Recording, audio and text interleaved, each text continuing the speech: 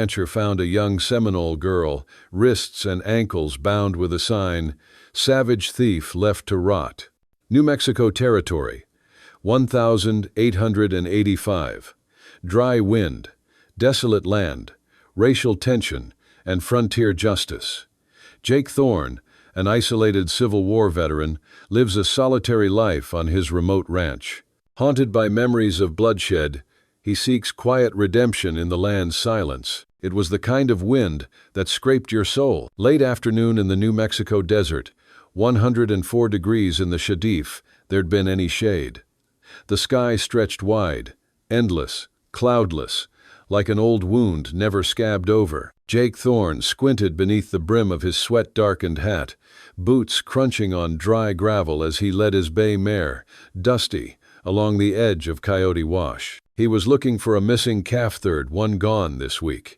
But what he found made his heart knock sideways. There, lying in the orange dust beside a crooked trail cut between mesquite and juniper, was a girl. She couldn't have been more than 17.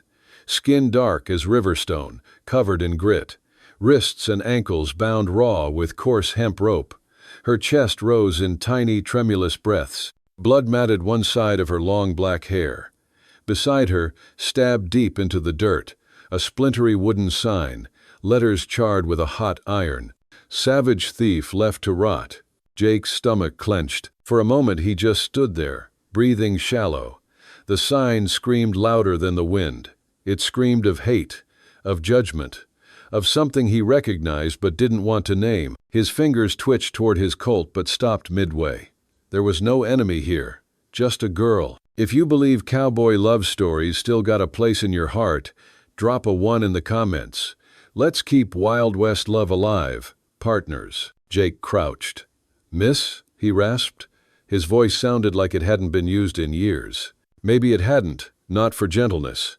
"Can you hear me?" No answer. Her eyelids fluttered, then stilled.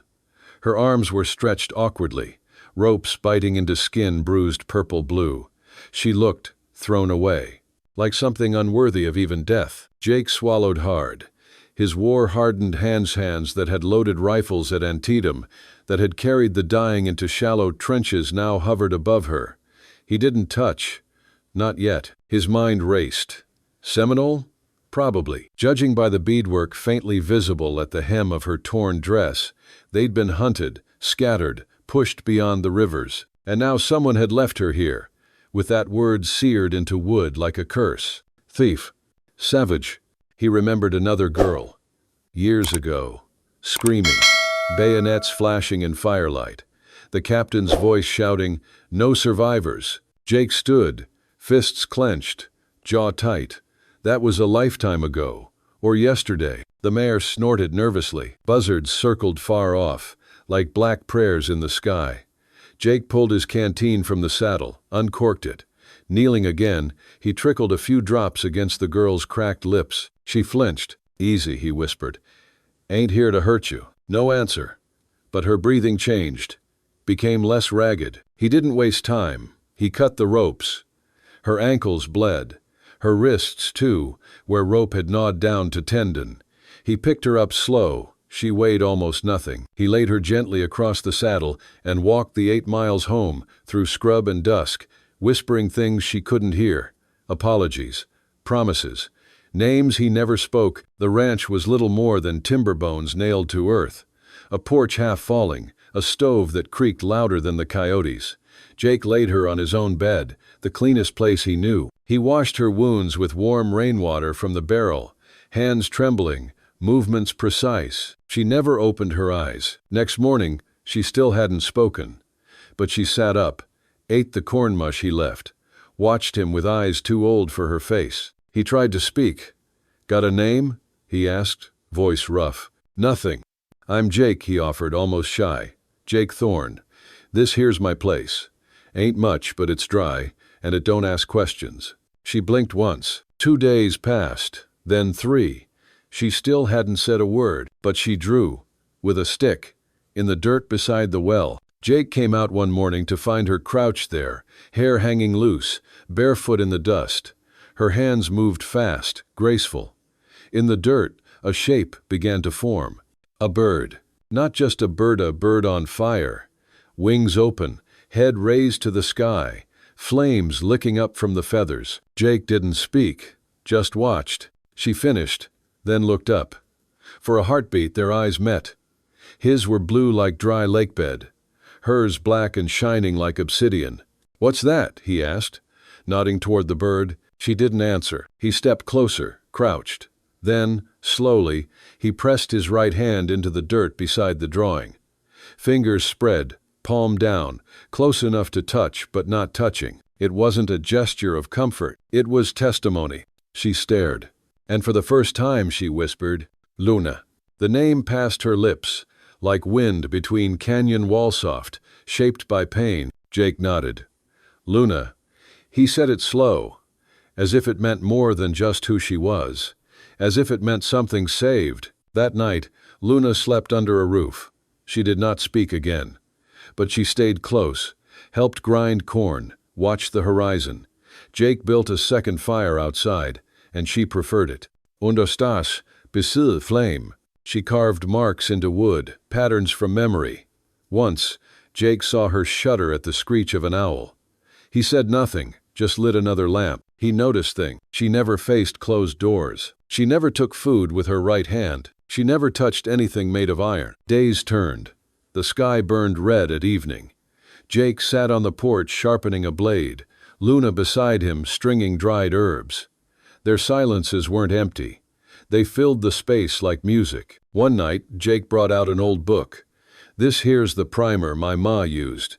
I reckon if you want, I could teach you letters." She stared at the book, then at him. Finally, a small nod. He pointed. "This one's A like apple." "A," she echoed, barely a breath. Her first word. He smiled, crooked and surprised. "That's right." She didn't smile, but her eyes flickered, like a match just before the flame. Somewhere between their silences, the hate began to melt. He had seen her first as a warning savage thief carved in wood. Now, he saw her as flame not yet extinguished, something sacred. And Shesh began to see that this man, though worn and wary, did not look at her with suspicion anymore. He brought her water without waiting. He stood between her and the world, not as a savior, but as a witness. And that was enough. The first week passed like the slow turning of a grindstone grating, measured, patient. Luna rarely spoke, and when she did, it was in one or two-word answers, each one feeling like something carved from stone. But Jake didn't push. He knew silence. It had been his closest companion for more than a decade. The girl moved like a shadow. In the mornings, Jake would find the blanket folded precisely at the edge of the cot, water basin emptied, bread barely touched. She left no trace save for soft footprints in the dust and the scent of cedar on her skin. He began to read her through gestures. When her shoulders stiffened, she was afraid.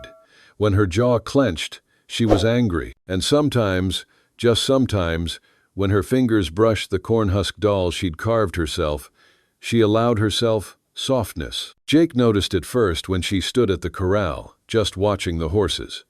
He'd been mending fence nearby, pretending not to look. Luna's left hand reached up, palm flat. The mare Dusty walked over slow, nostrils flared, ears twitching. Then Luna did something small, but sharp as a lightning crack. She smiled. He blinked. That smile hit him in the chest. Not because it was beautiful though it was, but because it looked like it hurt her to make it, like she hadn't remembered how. He walked over, slowly, held out a small piece of apple. "Want to feed her?" Luna hesitated, then nodded. When Dusty took the fruit from her palm, Luna flinched. Not from fear, from the gentleness. Jake exhaled slow. "She's good with people, so long as you ain't trying to lie." Luna looked at him, head slightly tilted. Jake chuckled. "That mare can smell lies, better than any preacher I've met." Luna turned away, but her shoulders shook slightly, not crying, laughing. He didn't speak again, not for a while. That night, under the lantern light, he showed her a worn primer book. Letters printed bold and clean, the edges of pages soft from time. She sat cross-legged on the floor, fingers tracing the shapes. "A is for apple," he said. Luna repeated it, slow, uncertain. Apple. B is for barn. She said nothing. He pointed out the window. That there, barn. She nodded. Then quiet as snowfall. Where's C? Jake blinked, then grinned. You just waitin' to ambush me with that voice? Luna shrugged, but her eyes shone. Each evening, they read. Each morning, she taught him things he never knew he needed. She showed him how to recognize storm clouds from the taste in the wind, how to grind juniper berries into salve for wounds, how to track a snake by the shaped ripple in dry sand. Jake listened, really listened. One morning, she came in from the canyon, hands streaked with dirt and roots. She laid down a bundle on the table. Yucca, good for burns. And she pulled out slender green stalks. Soap. He stared. You're teaching me how to clean myself? He asked, mock offended. Luna smirked. You smell like horses. He roared with laughter, a sound so foreign it startled even him. The nights grew colder. Luna still slept outside, under stars. Jake offered the bed, again and again. I'm not a ghost, she said once. Jake tilted his head. Never said you were. I dream in open skies, not ceilings. He understood. The war had taught him to fear roofs, too. They caved in, they burned, they collapsed when you needed them most. So he built a lean-to, just for her. Cedar frame, open sky. One morning, he found a circle of stones arranged carefully beside it. In the center, she'd placed feathers, leaves, and the charred remains of sage. He didn't ask, but that night, he sat beside her. And when she hummed something low and broken, he didn't interrupt, just listened. Luna began drawing again, not just in dirt. She found charcoal from the stove and paper from Jake's old ledger books.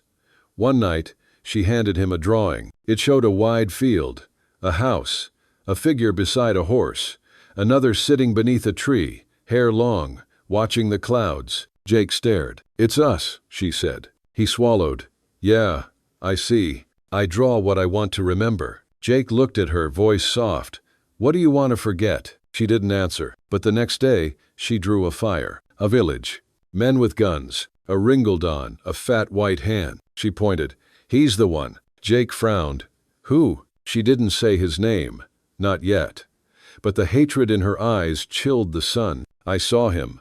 I remember his laugh. Jake nodded slowly. That night, when the coyotes howled, Luna shivered.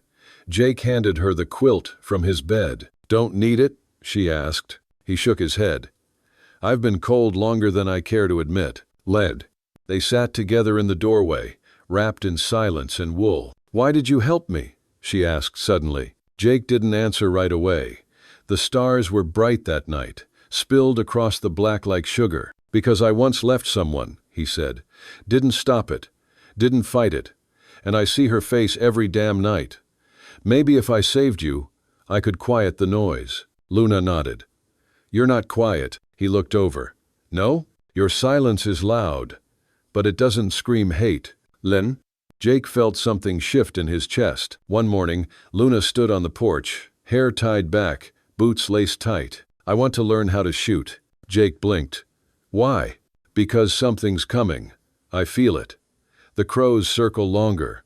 The ground wakes with warning. Jake didn't laugh.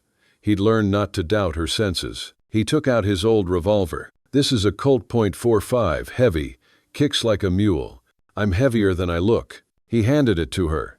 She held it steady. From that day on, they trained together. She learned to shoot. He learned to trust. They worked the land, built traps for coyotes, fixed the south fence, laughed sometimes, though neither remembered how to do it without guilt. And slowly, the silence between them became something holy, something whole. The third week brought a change in the wind. Jake had learned to pay attention to windhow. It curled around the corners of the barn like a coyote testing fences. How it shifted the smell of mesquite smoke and distant rain. How it carried stories from town long before a rider could. And this wind, coming from the east, carried something thick and sour, something like fear laced with kerosene. Luna felt it first. She stood on the ridge just after dawn, shawl pulled tight, black braids streaked with dust. Her eyes scanned the distant cenote for deer or birds, but for something unseen, something she couldn't name but could feel beneath her ribs, like the low hum of thunder inside bone. Jake rode up behind her on Dusty, reining in beside her without speaking. Her gaze didn't break. "There's a silence out there," she said softly. "But not the good kind." Jake nodded. "The kind that waits." She turned to him. "Something's coming." He believed her. 2 days later, they heard the sound of hooves on dry, rock-sharp, methodical, too many for just a passing traveler. Jake stepped off the porch with his rifle, Luna beside him, holding a handmade sling filled with herbs and iron-tipped arrows she'd fletched from turkey feathers. Down the trail, 5 riders appeared like smoke unraveling from the canyon.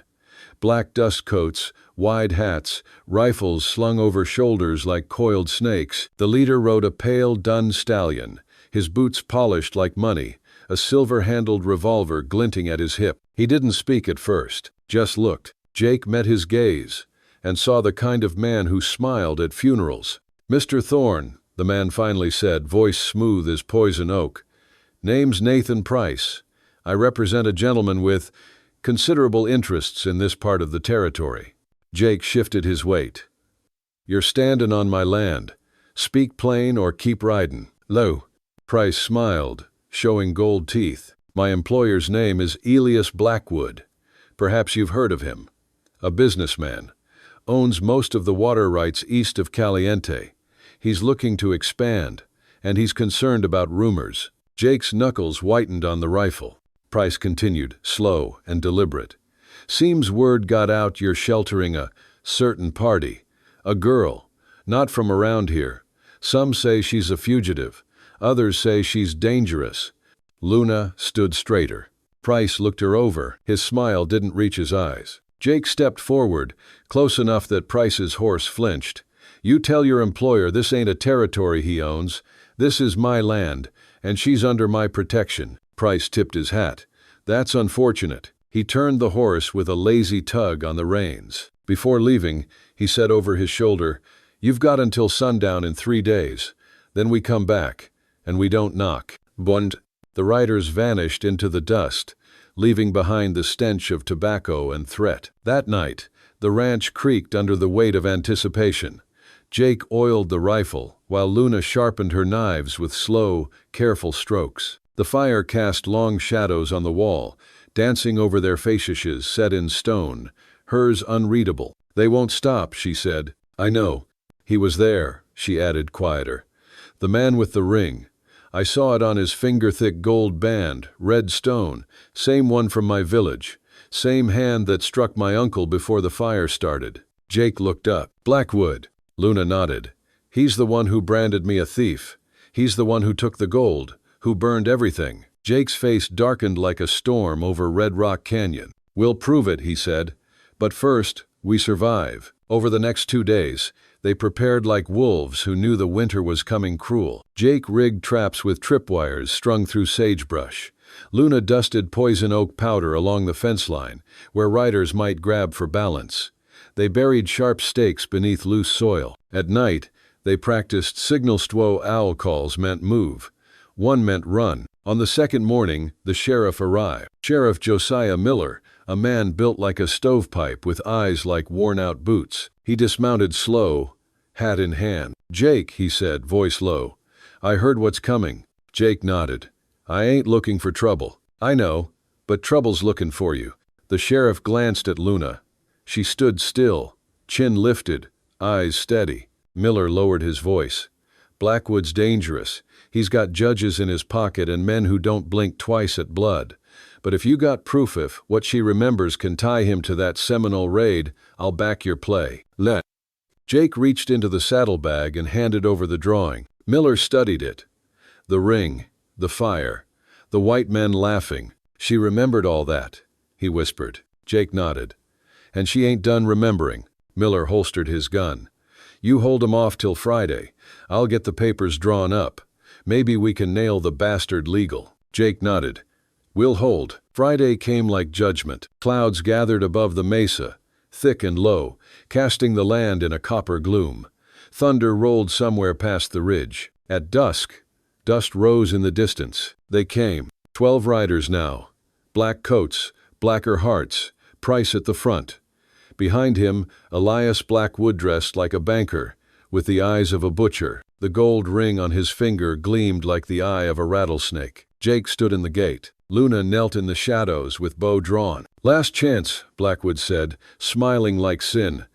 "Give us the girl. Walk away breathing." Jake spat in the dust. "Not today." The gunfight started like lightning on dry wood. Bullets screamed across the yard. Luna loosed 2 arrows. Fastone struck a rider in the shoulder. The other lodged in the neck of the man beside him. Jake fired from cover, each shot measured, deadly. The trapwire caught 2 horses. One screamed, throwing its rider into a barrel of rainwater. Another stumbled onto the hidden spikes, howling. Smoke filled the air. Jake's arm bled from a graze. Luna ran low and fast, covering him as he reloaded. Then Price came at him full gallop, revolver drawn. Luna stepped into his path, arrow notched. Price's eyes widened. Then her shot took him through the throat. The others hesitated. That pause was everything. From behind, Sheriff Miller's posse burst over the ridge, rifles raised. The remaining riders fled, chased by law and justice. Blackwood tried to run. Jake tackled him beside the old trough. In the struggle, the ring fell off. Luna picked it up, held it in her palm. "I remember," she said. "Sheriff Miller cuffed Blackwood. Read charges." Jake and Luna stood in silence as thunder rumbled, and the first drops of rain kissed the scorched earth. The morning after the smoke cleared, the ranch sat heavy in the stillness, as though even the land was catching its breath. Jake's left arm was wrapped in linen, dark with dried blood. Luna crouched by the stream behind the barn, her hands washing away the night's war, each stroke across the basin like a ritual to cleanse not just the body, but the soul. Overhead, clouds lingered but did not weep. It was the kind of gray sky that carried judgment, but withheld its sentence. Blackwood sat in the back of the sheriff's wagon, wrists chained, the ring he once flaunted now sealed in a pouch, tagged for evidence. His face, usually smug and imperious, had the color of wet ashes. Luna stood across from him, still and straight, her eyes leveled at his. "You remember me now?" she asked. Blackwood sneered, but Jake stepped between them. "No more from him," Jake said. "He doesn't get to steal another breath of your peace." Sheriff Miller tipped his hat. "Stagecoach is due in 2 days. I'll take him to Santa Fe for trial. Judge Thatcher's ridin' circuit near there. He don't buy influence." Jake nodded. "You'll have Luna's drawing, and the ring, and her voice," Luna added. Miller hesitated. "They won't want to hear it." "I'll speak anyway," she said. "Not for them, for my family." Jake watched her then, really watched. Shoulders no longer hunched, spine like an arrow in flight, voice steady as river rock. Something in his chest stirred. Pride, yes, but also awe. Later that night, around a quiet fire, Luna held the ring in her palm. She didn't look at Jake when she asked, "Do you think justice changes anything?" He answered after a long silence, "Number, but it honors what came before, and that matters." Luna nodded. "Then I'll walk into town beside the sheriff." Jake looked up. "You sure? I won't hide anymore." 2 days later, Luna walked into the town of El Mirador beside Sheriff Miller. At first, heads turned. Then whispers followed. By the time she stood in the courthouse, the benches were filled with wary faces, townsfolk who'd heard tales of raids, of savages, of missing gold. Most didn't know her name. Some refused to look her in the eye. But when Luna stood before the judge, dressed in a clean blouse Jake had sewn buttons back onto, her braid thick and proud down her back, she spoke. She told them of the fire, of the night men came with torches and rifles, claiming to search for gold stolen by her people. She told them of her father, who tried to reason, her brother, who was gunned down for raising a bow, of her mother's scream. She told them about the ring, and about waking in the dirt, wrists bleeding, labeled as a thief by men who had stolen everything. When she finished, the courtroom was silent. Then a single cough, a shifting of boots. But the judge leaned forward. "Miss," he said, "what do you want from this court?" Luna met his gaze. "To remember. That's all. Remember that truth don't have a color. That lies wear uniforms too." The judge nodded slowly. "So noted." Blackwood was held without bail. Charges: murder, arson, fraud, conspiracy. It wouldn't bring back her village. But it took the ring from his hand, the lies from his mouth, and his name from the ledger of the powerful. Back at the ranch, Luna sat on the porch as fall crept into the canyons. The wind was cooler now, the sky a deeper blue. Jake joined her, holding 2 cups of strong chicory. "Not coffee," he said, "but it's hot and it don't taste like dirt." Luna smiled faintly. "That's a start." They sat in silence for a while, watching the cottonwoods begin to yellow. "I was thinking," Jake said, "about the sign." She tilted her head. "That first one," he said. "The one they left beside you." "Nen?" Luna's eyes darkened. Jake continued. "I burned it same night I found you. Didn't feel right burying it." She nodded slowly. "Words are like fire. Some things don't deserve to stay written." Jake looked down at his calloused hands. "But some do," he said. "If you wanted, I could build a new sign, one of your choosing." Luna considered it. Then she said, "Not yet. Let's grow something first, so the sign has something to point to." Jake smiled. "Then let's grow." They planted in late October, turned the soil with hands and spades. Luna used ash and crushed bones to enrich it, humming songs in her language, the syllables round and rising. Jake built raised beds from old cedar, their rough boards smelling like the past. By winter, the first sprouts caminonian shoots, sage, and patches of corn. The garden was small, but it lived. They named it the Quiet Garden. By spring, children came. Orphans from the edge of town, a girl missing a leg, a boy who hadn't spoken since his mother died of fever, another who carried a rifle twice his size. Jake built bunk beds. Luna taught them stories. They made bread, grew tomatoes, laughed at the rooster that hated the wind. They didn't ask where the children came from, only that they stayed. And one day, Luna carved a sign. "Here, all are heard. Here, all heal." Jake mounted it above the gate. And at sunset, when the children danced barefoot in the dirt, Luna turned to him and whispered, "Now you can burn the rest." He did. Every paper with Blackwood's name, every rope he'd cut from her wrists, even the coat he'd worn that first day, the one stained with blood and fear. The fire burned high, but it smelled clean. One evening, Jake asked her, "Do you ever think about leaving, going back to find what's left?" Luna shook her head. "There's nothing left to find, but there's plenty to build." He nodded. Then hesitantly, "And us?" She looked at him for a long moment. "I don't love skin," she said. "I love what breathes under it." Jake's throat tightened. "You think this broken soldier's got something left under all that?" She reached for his hand, calloused fingers against his. "You listen," she said. "That's more than most." By year's end, the town of El Mirador had changed its stories. Now, when folks spoke of the ranch beyond the ridge, they didn't whisper savage or madman. They said refuge. They said garden. They said the place where things come back to life. And in the quiet house with the wide porch, the lonely rancher and the resilient girl who had once been thrown away like dust sat in the dusk, not afraid anymore. Spring of 1886 came to the valley like a whisper and bloomed like a hymn. Wildflowers spilled in yellows and reds along the base of the hills. Bees began their buzzing along the rosemary rows Luna had tended herself.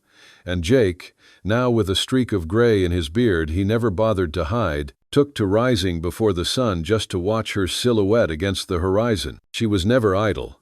At dawn, she walked barefoot in the dew-wet grass, whispering to the shoots, humming in that soft cadence only the children seemed to understand. They called her Mama Luna, not because she asked them to, but because her presence made them feel as if the world could be kind again. Jake rebuilt the barn that spring, not because it needed it, but because work steadied him. His hands, once trained for killing, now shaped timber with care, sanding the beams so smooth they shone like river rock. When Luna brought him lemonade in a chipped tin cup, he smiled at her over the rim and said, "Never thought I'd build anything with both hands and no weapon." "You're building a future," she replied. "That's the strongest weapon we got." The ranch became a place whispered about in town with less suspicion now, more reverence. Strangers came, one or two at a time. A young widow from Amarillo, leading a boy with hollow eyes.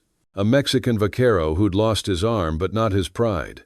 A Chinese herbalist carrying satchels of dried bark and soft-spoken sorrow. They came not for sanctuary only, but for soil that grew food, for silence that healed, for eyes that looked back without fear or pity. Jake watched all of them, quietly, took note of how Luna offered them space first, not questions, how she taught without teaching by doing, by letting them fail at baking bread until the laughter was louder than the failure. The quiet garden, once only a few beds, now curled around the house like an embrace. Beans climbed trellises. Sunflowers followed the light. A painted wooden swing creaked beneath the mulberry tree where Luna sometimes sat reading aloud from the newspaper or old legends she translated in 2 languages. Jake didn't always understand her words, but he understood her voice, the way it bent around pain, the way it softened when she said his name. One morning, Luna brought out a box wrapped in worn deer hide. Inside was the very rope that had once bound her wrists. She had kept it not as a relic of pain, but as a lesson. Carefully, she unraveled it. Then, with the children watching, she soaked the fibers in water, dried them in the sun, then wove them into a net. "This net," she said to the wide-eyed children, "was once used to tie me down.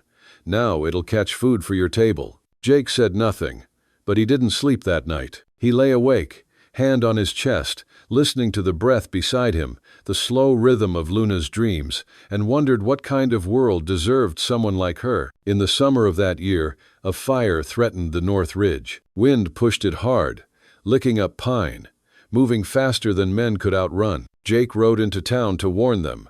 Luna stayed behind with the children, organizing buckets, digging trenches, guiding them like a general born of both compassion and iron. When Jake returned, covered in soot and ash, he found not chaos but coordination. The fire never touched the ranch. "I remembered the old ways," Luna said simply. "You remembered everything they tried to erase," Jake replied. By autumn, the quiet garden had grown into a community. No one called it a ranch anymore.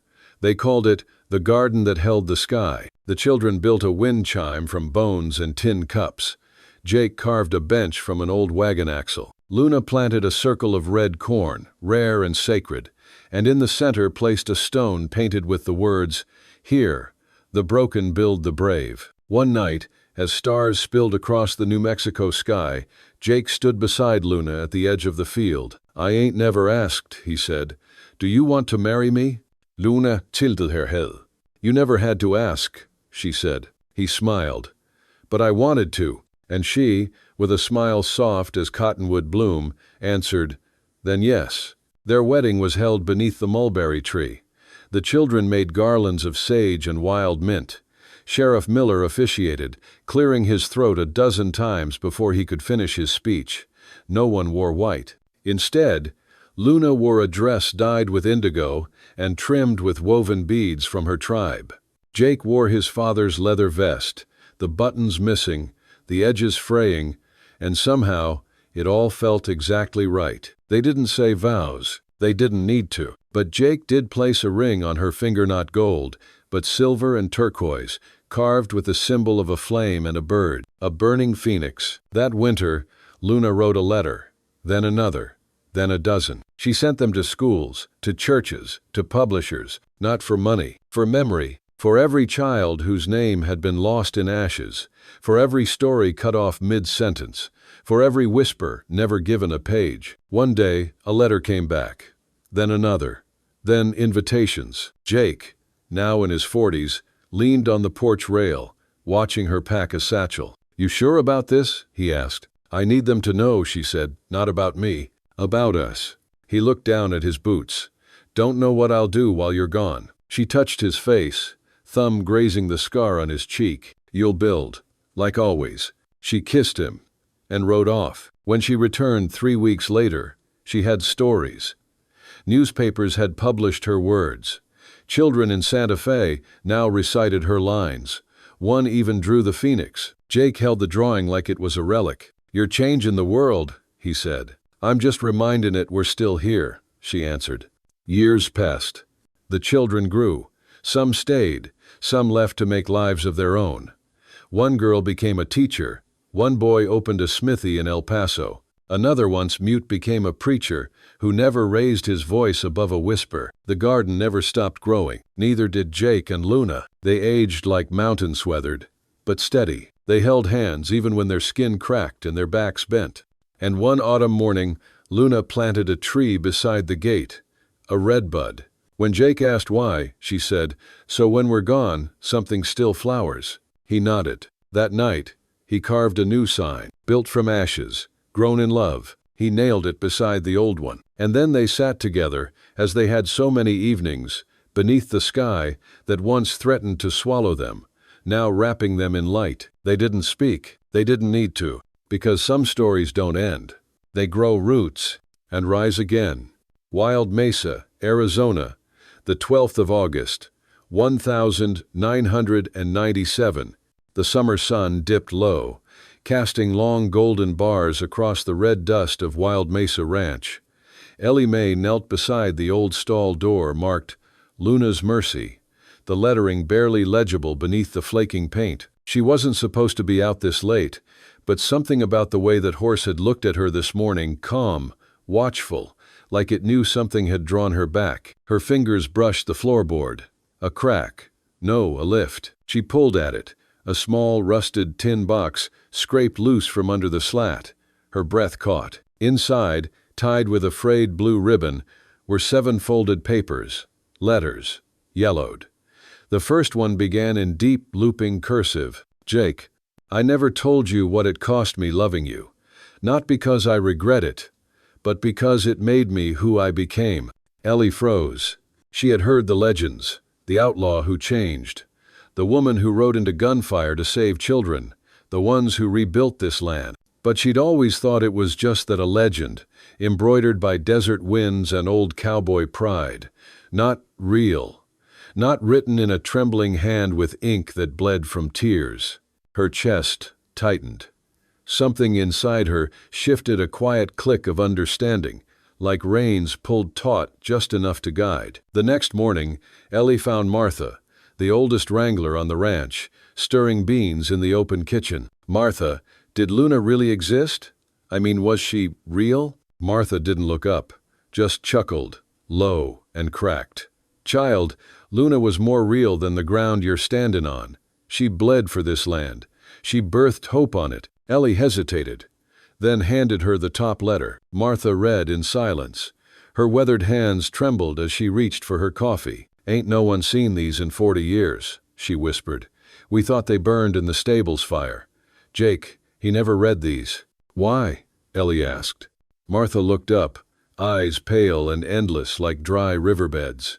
"Because sometimes, when you've already sacrificed everything, more truth just ain't survivable." That night, Ellie didn't sleep. Her father, a Marine turned silence-bound shadow since the Gulf War, was tossing again in the next room. She tiptoed out to the barn, the letters tucked in her shirt. She sat by Luna's stall, whispered the words aloud to the horses, to the night wind, to herself. Words like, "I watched your back as you rode into that canyon, and part of me never came back out. They called you savage. They didn't know you braided your mother's hair every Sunday. That you cried when coyotes sang too close to the graves." With each sentence, Ellie's breath slowed. Her pulse softened. The ache she'd never been able to name, the hollow between her ribs since her mom left, it wasn't gone. But it had a name now. Love, loss, longing. She folded the letters, not to hide them but to carry them. In the weeks that followed, Ellie started something new. She called it the Wild Mesa Story Circle. Every Thursday at sundown, kids and parents and veterans and lost souls came to sit on hay bales and listen. She read Luna's words, played Jake's old harmonica they'd found buried in the tack shed, invited others to bring poems, scars, dreams. Her father came once, just stood at the edge, didn't speak. But when Luna's words rang out, "Forgiveness is the saddle I never learned to ride," she saw his jaw tremble. 2 weeks later, he spoke, just once. "Tell them about the boy who froze during gunfire, who thought he was broken. But then a Mustang nudged him, and he remembered how to breathe. It wasn't much, but it was a beginning. Ellie knew now Wild Mesa wasn't just land. It was grief healed into purpose, rage tamed into strength, love buried and resurrected in the heartbeat of hooves and the hush of desert wind. And Jake and Luna? They weren't ghosts. They were roots, and she was their bloom.